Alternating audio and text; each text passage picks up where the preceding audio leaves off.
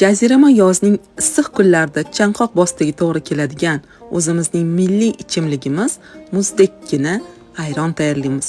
Bismillah deb 250-300 gram qaymoqli suzmaga 1,5 litr qaynab sovitilgan yoki gazsiz suvdan solib, bitta massa bo'lguncha aralashtiramiz va parrak qilib to'g'ralgan olmani, mayda olmani ham to'rga bo'lib sovordim.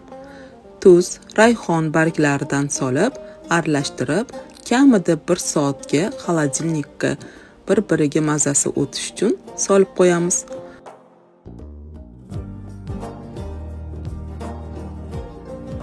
Judayam mazali muzdekkina ayronimiz ham tayyor. Bu videoni muzdekkina ayron yaxshi ko'radigan yaqinlaringizga yuborib qo'ying. Ketkizgan vaqtimiz barchamizga manfaatli bo'lsin.